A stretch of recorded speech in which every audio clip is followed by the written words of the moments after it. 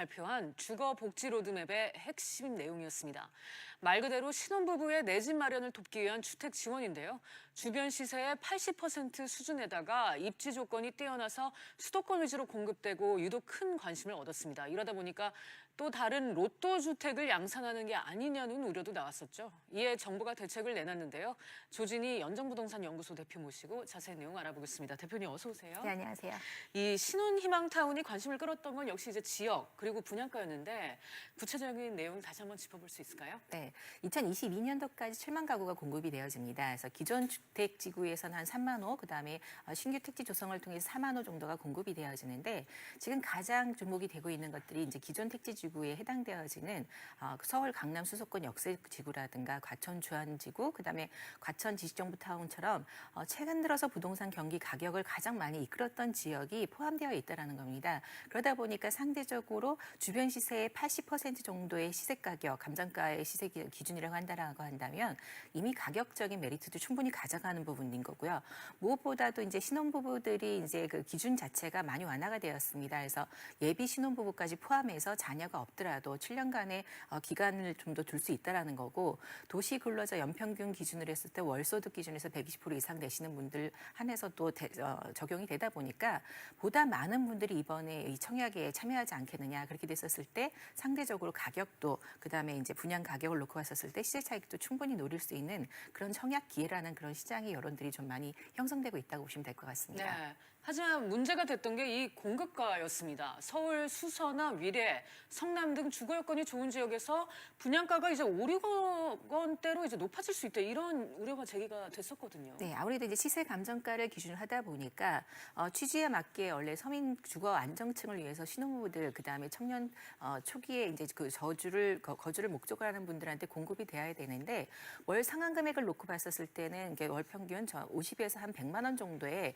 납입금이 적당하다라고 평가가 되고 있는데, 상대적으로 지금 이제 시세 감정가를 기준으로 잡다 보면은 이번 예정되어지고 있는 성남 판교 지구라든가 위례 신도시만 하더라도 주변 시세 기준으로 했었을 때 분양가가 한 5억에서 6억대로 책정될 확률이 높습니다. 그렇게 됐었을 때 실제 주거 안정을 하기 위한 층들이 실제적인 청약에 참여하지 못하는 그런 현상이 되다 보니까 이걸 현실적인 가격으로 다시 한번 조정해야 되지 않겠느냐라는 의견이 나오고 있다고 보시면 될 것 같습니다. 네.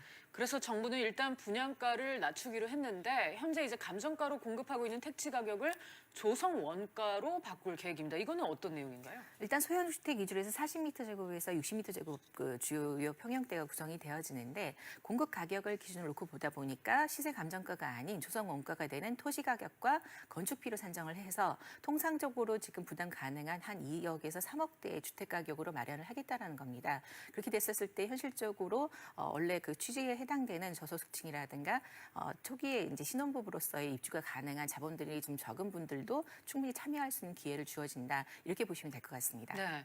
그런데 이런 방식으로 공급이 되면 자칫 신혼부부 특혜 논란이 불거질 수 있지 않을까요? 이 대비책은 맞습니다. 있습니까? 네, 우선은 이제 신혼부부에 해당되어지지 않는 오히려 이제 3포 세대에 해당되었던 청년층이라든가 네. 나홀로 세대들 입장에서는 좀 더 억울할 수밖에 없다는 얘기들이 나오고 있고요. 네.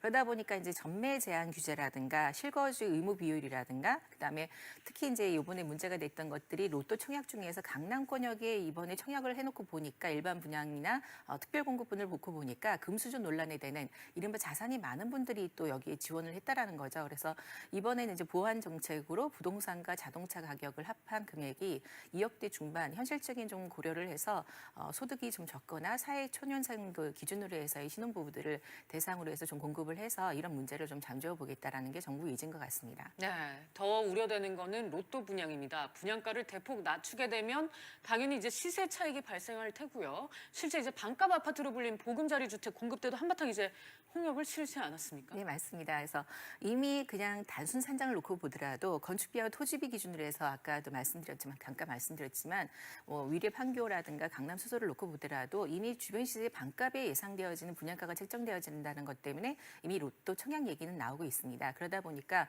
국토부에서 이번에 이제 조건부로 내세우는 것들 중에 하나가 두 가지 방식입니다. 수익형 모기지 방식이라고 준다라고 해서 뭐 일부 분양금 보증금을 내고 나머지 70% 정도를 장기로다가 원리금과 이자를 상환하게 되어 있는데 이렇게 될 경우에는 나중에 매각했었을 때 매각 차익에 대해서 일부를 환수해 가는 조건입니다.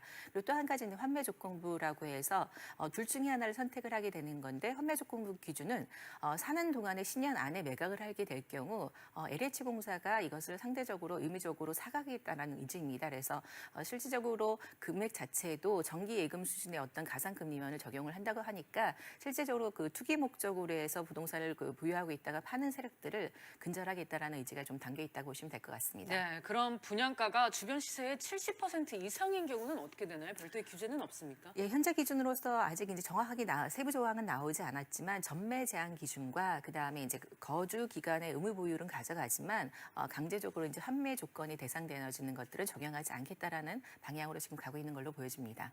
네. 끝으로 한 가지만 더 여쭤볼게요. 이제 보도를 보면 정부가 신혼 희망타운 공급 물량을 당초 계획이 7만 호였는데 3만 호를 이제 더해서 10만 호로 늘리는 방안을 추진 중인데 이 부분은 어떻게 봐야 할까요? 아무래도 이제 투기 과열 지구나 이제 투기 조정 지구라든가 이렇게 이제 되어지면서 실제 신혼부부들이라든가 직장 수요층들이 청약의 기회, 분양의 기회가 점점 없어졌습니다. 그래서 청약 가점제에 상대적으로 취약한 이 신혼부부들을 위해서 좀 더 공급량을 늘려준다라는 의지라고 보시면 될 것 같고요.